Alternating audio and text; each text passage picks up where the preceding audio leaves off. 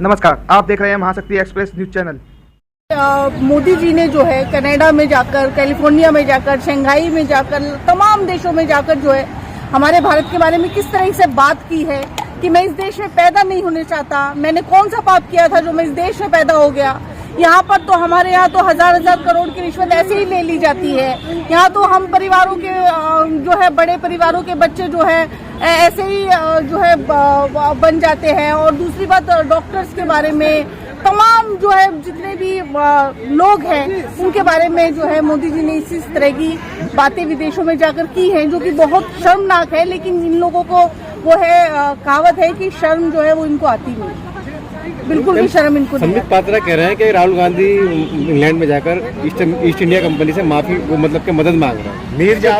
मीर जाफर से तुलना कर रहे हैं, इस पर क्या कहेंगे? देखिए, संबित पात्रा जी के बारे में तो मैं क्या ही कहूँ, उनको तो भाजपा भी नहीं पूछ रही है अब तो। पहले वो लगातार जो है उनका चेहरा जो है मीडिया में चमकता रहता था, तमाम अनाप शनाप वो जो है मीडिया में बोलते थे और सुनते भी थे। लेकिन अब तो जो है बीजेपी उन्हें तवज्जो नहीं दे रही है, तो उनकी बात का मैं क्या ही जवाब दूं। जब बीजेपी उन्हें नहीं दे रही है तो वो अपने आप को जो है स्थापित करने के लिए कि मैं भी हूं यहाँ पर, मुझे भी गिन लो, इसलिए नाप शनाप बयान देंगे अपनी एग्जिस्टेंस दिखाने के लिए। तो उनकी बात का जवाब देने के लिए मुझे नहीं लगता मैं बाध्य हूँ। और ईस्ट इंडिया कंपनी की सेवा किसने करी, उसके तलवे किसने चाटे, ये संबित पात्रा से ज्यादा तो कौन ही जानता होगा कि जब देश आजाद होने वाला था और हम देश की आजादी की लड़ाई जो लड़ रहे थे, उस टाइम ये क्रांतिकारियों की मुखबरी कर रहे थे, अंग्रेजों के तलवे चाट रहे थे, उनको जो है माफीनामे लिख रहे थे। तो ये कौन है, ये तो संबित पात्रा को अच्छे से पता भी है और उनको सब कुछ। लेकिन वो सिर्फ अटेंशन पाने के लिए बीजेपी से या मोदी जी से इस तरह के अनाप शनाप बयान दे रहे हैं, इसके अलावा और कुछ नहीं। लेकिन राहुल जी भी तो विदेश में जाकर देश का अपमान कर रहे हैं, लोकतंत्र की बुराई कर रहे हैं जाकर के। देखिए, लोकतंत्र को स्थापित करने वाला और लोकतंत्र को मेंटेन करने वाला, कि लोकतंत्र को किसने संभाल के रखा इस देश में, वो कांग्रेस पार्टी है। कांग्रेस पार्टी ने ही लोकतंत्र को आज तक मेंटेन रखा। अगर हमारी भी सोच भाजपा जैसी होती या हम भी भाजपा जैसी तानाशाह सोच रखते तो आज लोकतंत्र का नाम आप लोग नहीं ले रहे होते, क्योंकि भाजपा का जो है नामो निशान नहीं होता, संघ का नामो निशान नहीं होता। वो नेहरू जी थे जिन्होंने जो है 26 जनवरी की परेड में इनको सम्मान दिया था, इनको चलवाया था।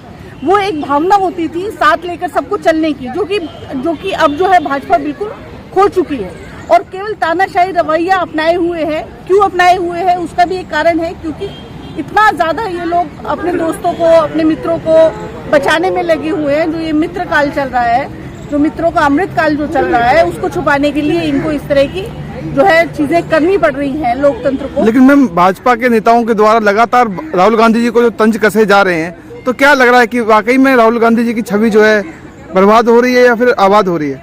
देखिए, ये मीडिया को समझना होगा कि लगातार जो है राहुल गांधी जी को निशाना क्यों बनाया जा रहा है। हाँ। क्योंकि राहुल गांधी जी दलितों की बात करते हैं, हाँ। भाजपा इस विषय पर बात नहीं करना चाहती। अच्छा।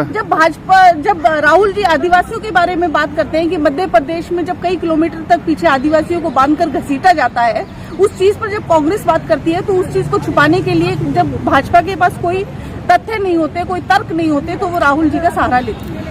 प्रज्ञा ठाकुर जी भी बयान दिया था, उन्होंने कहा था कि जो विदेशी माँ का बेटा है वो कभी देशभक्त नहीं हो सकता।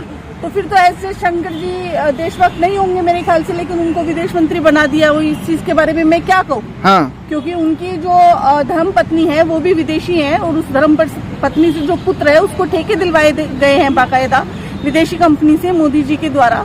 तो उसके बारे में अब मैं क्या कहूँ कि इनके खुद के ही तर्क आपस में क्लैश हो जाते हैं, या तो शायद अच्छे से स्टडी नहीं करी प्रज्ञा जी ने।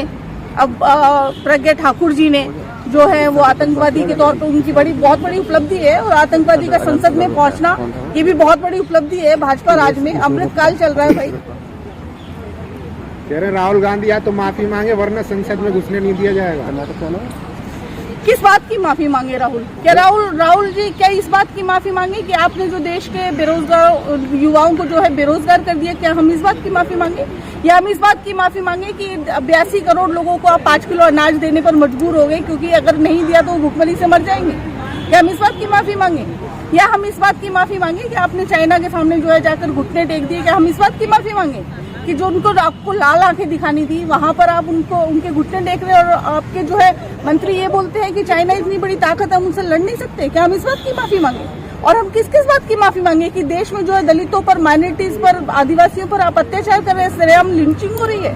क्या हम इस बात की माफी मांगे या इस बात की माफी मांगे कि जब दिल्ली में दंगे हो रहे होते हैं तो जो है तमाम जो है प्रशासन के जो फोन बंद हो जाते हैं और खड़े होकर जो दंगे करवाए जाते हैं। लेकिन भाजपा तो कहती है कि देश का बेड़ा गर्क कर दिया कांग्रेस ने। देश का बेड़ा गर्क उन्होंने करा जो खड़े होकर स्पीच देते हैं कि गोली मारो सालों को। देश का बेड़ा गर्क उसने किया, देश का बेड़ा गर्क उन्होंने किया जो आपस में धर्म के नाम पे लड़वाया जा रहा है लोगों को। बेड़ा गर्क वो लोग कर रहे हैं, बेड़ा गर्क वो लोग कर रहे हैं जो स्कूल कॉलेज की बात करने की बजाय जो है मंदिर की और मस्जिद की बात कर रहे हैं उस चीज पर।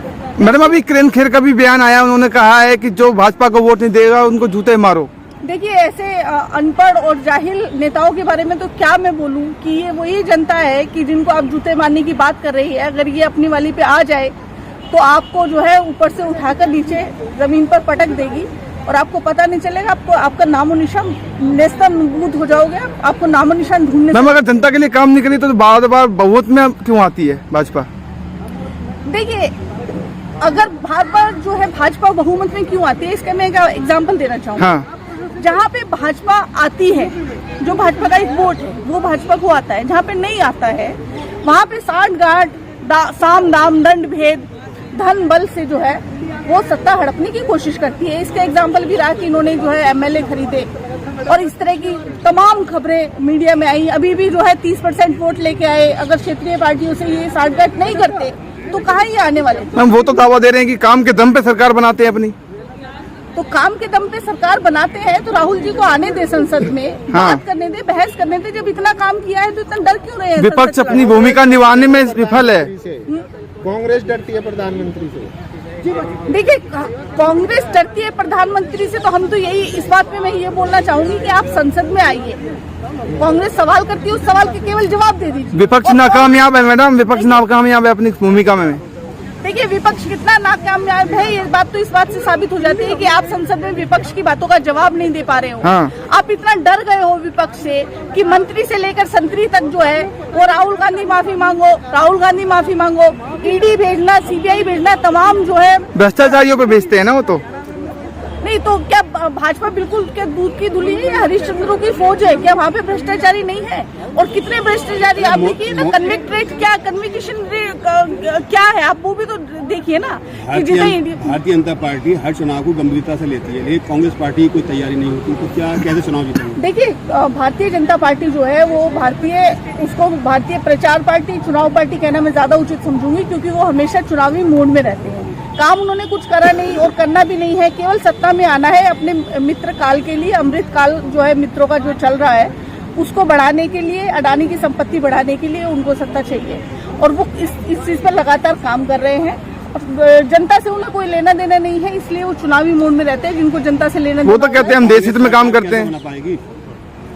देखिए कांग्रेस का जो लक्ष्य है वो कांग्रेस का लक्ष्य सरकार में सरकार बनाना इस प्रकार से नहीं है।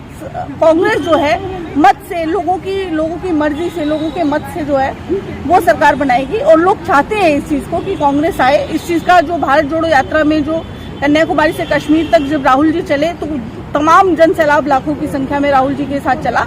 इस चीज का इंडिकेशन मिल चुका है। अब इस चीज में कोई दो राय नहीं रही। इस चीज की राहुल गांधी के साथ जो है भारत की जनता है, ये भारत जोड़ो यात्रा में साबित हो पार्टी के साथ जो है मीडिया है, देश की मीडिया है, भारतीय जनता पार्टी के साथ आरएसएस है, पूरा नेटवर्क काम कर रहा है। देखिए कांग्रेस के पास कौन सा नेटवर्क है? देखिए दुनिया में जितनी भी तमाम क्रांति हुई है वो तभी हुई है जब तमाम मीडिया, तमाम प्रशासन, पुलिस और तमाम जो है एक तानाशाह के साथ काम करता है, ताना के साथ मिलके काम करता है। लेकिन जब जमीन का जो आदमी है, जब जमीन से उठ के जो सड़क पे पहुंचेगा ना, उसके बाद तमाम मीडिया, तमाम जो है कितने भी आप जोर लगा लो और आप क्रांति होने से बचा नहीं सकते। और वो क्रांति होने को है 2024 में आपको इस चीज का रिजल्ट देखने को मिलेगा।